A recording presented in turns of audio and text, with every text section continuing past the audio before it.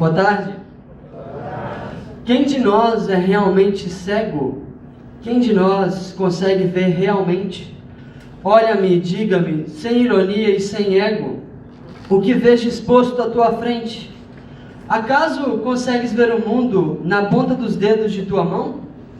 Acaso consegues com tua audição ver um lugar preenchido e profundo? Ou acaso consegues com teu olfato ver os aromas e cheiros ao teu redor a bailar? E agora diga-me se consegues de fato, e se conscientemente consegues ver sem imaginar. Pois tens apenas uma única visão, a visão do olhar, mas não tens toda outra dimensão, de poderes ver o mundo na simplicidade de o contemplar. Quem de nós é realmente cego? A hipocrisia que a sociedade soube criar, num profundo e doentio peticego, cego-te até a alma sem te alertar. E agora fechem os olhos e me digam, sem ironia e sem ego, quem de nós, meus amigos, é realmente o cego? Eu me lembro muito bem, eu estava no primeiro ano do ensino médio, era 2006, e nessa época eu percebi que a cada dia que passava eu enxergava menos. A cada dia que passava, a lupa especial que eu utilizava não aumentava tanto mais. A luminária que eu usava na minha mesa não iluminava tanto mais. E as canetas especiais que eu utilizava também não escreviam tão bem assim. Até que um dia eu estava numa aula de português, fazendo um exercício de ortografia, e um amigo meu virou para mim e disse: Felipe, você acabou de escrever 3 linhas na mesma linha. E eu olhei para o meu caderno e eu não enxergava. Eu poderia ou não ter feito aquilo que ele disse, mas eu não enxergava. Nesse momento eu tive que olhar para dentro, e apesar de toda a força que eu estava fazendo para negar aquilo que acontecia comigo, eu tive que me dizer: Felipe, para de se enganar, você está cego. E eu admiti que eu estava cego naquele momento. No entanto, a aceitação disso foi muito difícil. E por isso eu comecei a achar que tudo o que acontecia comigo era muito injusto. E comecei a duvidar da própria existência de Deus. Porque para mim não tinha como, não podia existir esse cara todo poderoso, bom e justo, que todo mundo falava, quando aquilo estava acontecendo comigo. E além de não acreditar em Deus, eu não acreditava em mim mesmo. E comecei a não gostar da vida que eu tinha. Eu entrei num ciclo de pensamento que hoje eu chamo de o mundo do e se. Eu pensava assim: e se eu não fosse cego? E se eu não fosse gordo? Porque nessa época eu tinha chegado a 140 quilos com 15 anos de idade. E se eu não fosse eu? Eu odiava viver a vida que eu vivia. Eu queria viver qualquer vida que fosse, desde que não fosse a minha. No entanto, a única possível de ser vivida era aquela que estava ali para mim. Eu odiava ela. Eu passei o ano de 2006 assim, quase em depressão. No entanto, por uma junção de amigos, família, psicólogo, alguma coisa começou a mudar dentro de mim no ano de 2007. Eu comecei a perceber o valor da vida. E comecei a perceber que a responsabilidade da mudança era única e exclusivamente minha. E comecei a perceber que não valia a pena viver daquele jeito. Eu tinha apenas 15 anos de idade, tinha muito tempo pela frente e ainda dava para ser feliz. E eu comecei a mudar. Eu emagreci 44 quilos em 6 meses naquele ano e comecei a pensar no meu futuro. O planejado de fazer faculdade lá em Linhares mesmo e tocar os negócios dos meus pais começou a ser questionado dentro de mim. Eu comecei a entrar num outro tipo de e se. E era assim: e se eu saísse de Linhares? E se eu fosse para o mundo? E se eu fizesse até uma universidade federal? E se desse tudo certo? E fosse bom demais? E com isso, eu comecei a quebrar a bolha de dependência que eu tinha criado ao redor dos meus pais. E no fim do ano de 2008, passei em Engenharia de Produção na UFES e passei em Física na UFOP, Federal de Ouro Preto. Visitamos as 2 universidades e, por uma questão de receptividade e adaptabilidade do lugar, escolhemos Ouro Preto. Eu fui para lá em março de 2009. E aí era outro mundo, era vida universitária, muita gente para conhecer em muito pouco tempo, muita coisa nova. No entanto, na 3ª semana de aula, eu comecei a perceber que eu estava morrendo de saudade da minha família, eu precisava voltar. Só que para chegar de Ouro Preto até Linhares, é necessário pegar 2 ônibus diferentes. E na minha cabeça, para eu fazer isso sozinho, era inconcebível. Com isso, eu falei isso com os meninos que moravam comigo, que me convenceram a ir para Linhares, e me convenceram que ia dar certo. E eu decidi não só ir, mas ir de surpresa. Meus pais não iam saber, não. E fui, combinei com uma tia minha, com um amigo meu, e fui de Ouro Preto para Vitória, de Vitória para Linhares. Quando eu cheguei lá, sozinho, independente, de surpresa, minha mãe me viu na porta de casa, minha mãe simplesmente ajoelhou e começou a chorar. Porque aquele foi o ato de liberdade na minha vida. Foi meu grito de independência ou morte.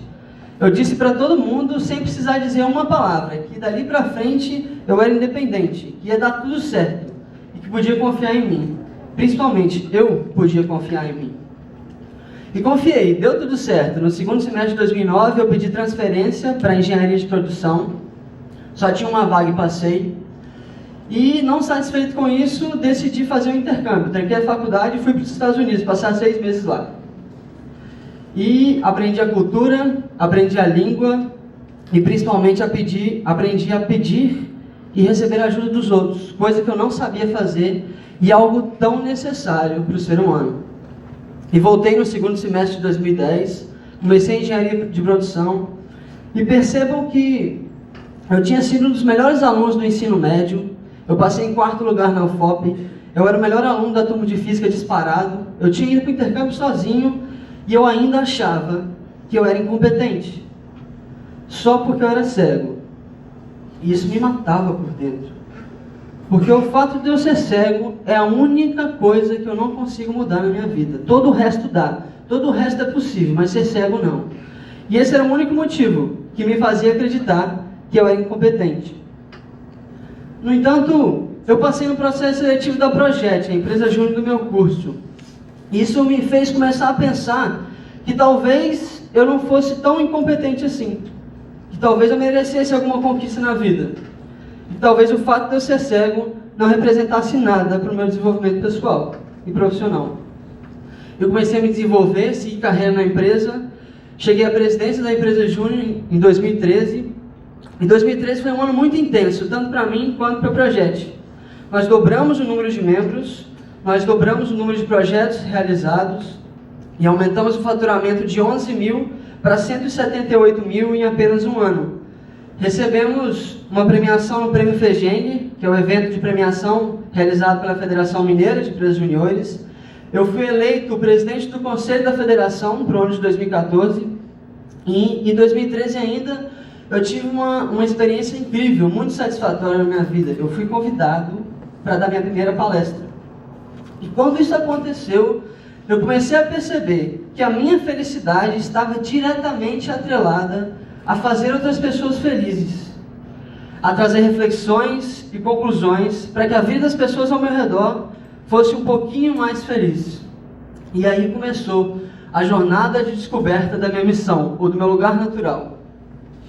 Em 2014 eu fui o presidente do conselho da FEGENG, liderei 104 pessoas nisso, formei engenharia de produção na UFOP, comecei a trabalhar como coach, coisa que eu faço até hoje, encontrei o amor da minha vida e fui eleito presidente do Conselho da Brasil Júnior, que é hoje a Confederação Brasileira de Empresas Juniores. E nesse ano de 2015, eu tenho esses 2 grandes desafios, tocar o Conselho da Brasil Júnior e atuar como coach, agora que eu voltei para Linhares, estou tocando meu projeto lá. E eu consegui concluir a jornada de descoberta da minha missão. A minha missão é formar pessoas mais felizes e preparadas para a vida. É para isso que eu vivo, é com isso que eu sou feliz. É só com isso que eu sou feliz. O que eu vou fazer? Eu tenho que fazer isso. E todo mundo devia percorrer essa jornada de descoberta da sua missão. E ela é fruto de uma busca muito intensa pelas suas verdades, pelas verdades mais internas do seu ser. Descobrir quem você realmente é, o que você quer e o que realmente te faz feliz. Os gregos acreditavam que nós vivemos num cosmo ordenado. Portanto, tudo tem um lugar específico para estar. E só nesse lugar, cada coisa consegue exercer a real função para a qual foi feita. É como se fosse um relógio. No relógio, cada peça tem uma finalidade específica e um lugar específico. E só nesse lugar, a peça consegue exercer a sua real função. Se uma peça estiver fora do lugar no relógio, tanto o relógio quanto a peça não vão conseguir funcionar direito. Assim como o relógio, é todo mundo. No mundo, o vento venta porque ventando poliniza, porque ventando refresca. E venta do único jeito que poderia ventar. E assim como o vento, são os seres humanos, que têm o seu lugar natural, como diria Aristóteles. Lugar onde encontram a felicidade mais genuína, onde se sentem fazendo aquilo que foram feitos para fazer. E essa deve ser nossa busca, pessoal, pelo lugar natural, onde somos vento que venta. E eu hoje formo pessoas mais felizes e preparadas para a vida. E demore o tempo que for para você achar o seu lugar natural. Mas uma vez que você achou, não recue ante nenhum pretexto, já disse o filósofo Nietzsche. Pois quem tem por que viver, aguenta qualquer como. E essa deve ser nossa busca, pelos porquês da nossa vida, por que vivemos, por que somos felizes. E quando você encontra os seus porquês, tudo fica muito mais fácil.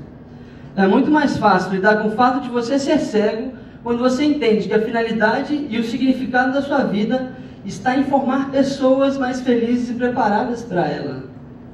E é muito melhor viver assim. E quando você entende isso, é que você compreende que o que acontece com você é muito menos importante do que o que você faz com o que te acontece.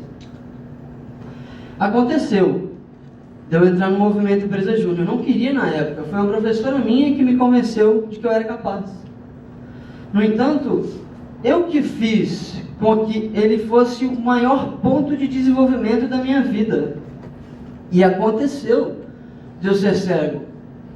No entanto, eu que fiz com que isso não fosse problema nenhum no meu desenvolvimento pessoal e profissional. E ao contrário do que muitos pensam, e muita gente assusta quando eu falo isso, eu gosto e muito de ser cego. Porque se eu não gostasse de ser cego, eu não gostaria de ser quem eu sou. Eu já tive essa experiência, é horrível. Hoje eu sou apaixonado por mim mesmo. E é muito melhor viver assim. Certa vez eu ouvi de que se você está insatisfeito com alguma situação, que você se apresente a ela.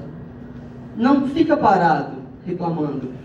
Isso faz todo sentido, porque só existem dois motivos pelos quais você não faz nada para que algo mude.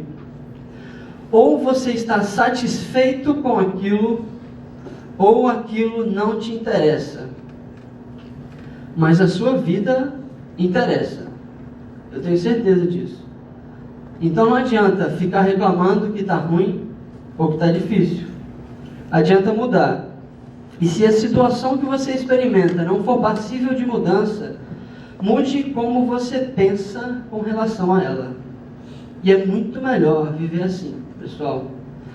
E eu espero que vocês tenham percebido que a jornada de descoberta da sua missão, do seu lugar natural, da sua causa de vida, é uma jornada unicamente sua. Ela é por você e para você. É você, seus desafios, os seus valores que farão ela acontecer. E é necessário que você olhe para dentro e enfrente as suas sombras, por mais assustadoras que elas sejam, para que quando você olhar para fora, você seja capaz de encontrar luz. E acima de tudo entenda que a vida que vale a pena ser vivida não pode ser outra senão a sua, porque ela é intransferível, ela é inadiável e ela é inevitável. Ela acontece com você e agora, independente das dores que você tenha. É sua maior responsabilidade fazer com que ela seja uma vida feliz. E para isso, só existe mesmo uma única receita, pessoal. Conhece-te a ti mesmo, e só assim serás feliz. Muito obrigado.